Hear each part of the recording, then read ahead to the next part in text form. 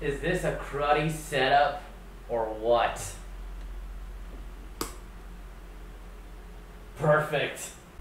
The theme song. I love the fucking theme song. Welcome to View Then Review. Dcinemas here, and I'm bringing you a review of Gravity Falls.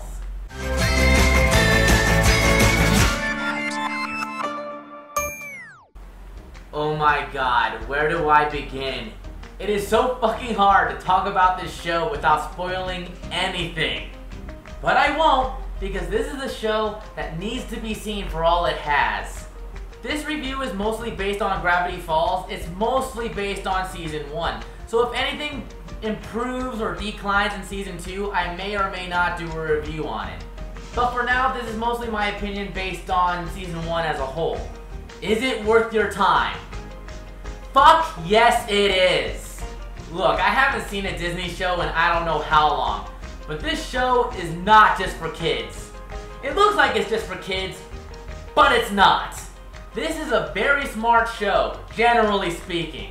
Funny jokes, interesting story filled with mystery, and great and lovable characters. This show would be nothing without them. Not all of them, but most are definitely great. Like the main two who are twins, Dipper and Mabel. Dipper, who is the more forward-thinking character who moves the story along. It all began when our parents decided we could use some fresh air. They shipped us up north to a sleepy town called Gravity Falls, Oregon to stay at our great uncle's place in the woods. And Mabel. I love Mabel. She is really one of the most silly but charming personalities. You would think that this character would be a little bit annoying, but she grows on you so quickly, and you can't help but love her. This attic is amazing! Check out all my splinters!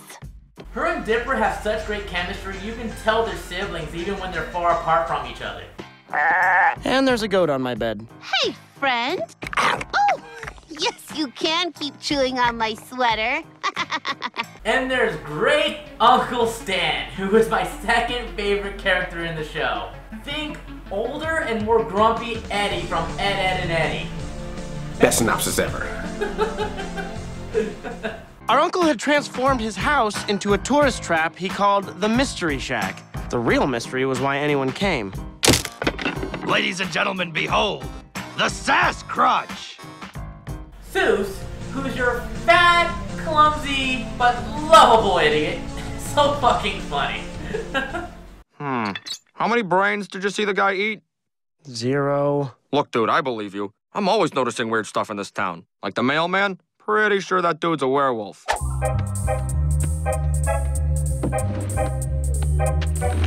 Then there's Wendy, who's your teenager cliche. Not a bad character, in fact, she does have a few very funny lines, but she is the weakest out of the main crew in my opinion. Although, that's not saying much considering they're all very good characters. Try not to hit any pedestrians. With that said though, Wendy's friends are definitely the weakest point of the show. Thankfully, they're all pretty much only in one episode, which is a great episode by the way. All of them are only in that one episode, except for one person. Robbie. Robbie, you can probably figure him out. Yeah, I'm the guy who spray painted the water tower. Such a boring and annoying character, not because he's supposed to be, which he is, it's because he's just an object. He's a plot device to keep things moving forward for certain episodes. Thankfully though, he's not really in the show at all for the entire season, and when he is, you start seeing less and less of him as the show goes on, so it's a blessing. So overall, it's really just a very minor blemish in the overall quality of the show. Everything else is fucking great. This show has great atmosphere, especially when it continues the mystery, which by the way, they don't continue it all the time, but when they do, it keeps you on the edge of your seat like, what is that? Show us, show us, show us. And then it's, fuck you, when they tell us. Oh my god. Even when it doesn't continue the mystery, in other episodes there's so much character, so many great lines, and such great moments in every one. There's never a bad episode now, come to think of it. The only range from great to good. which means even the good ones have very good moments in them. And I only felt that way with maybe 2 or 3 episodes. 2 or 3 good ones out of all the great ones.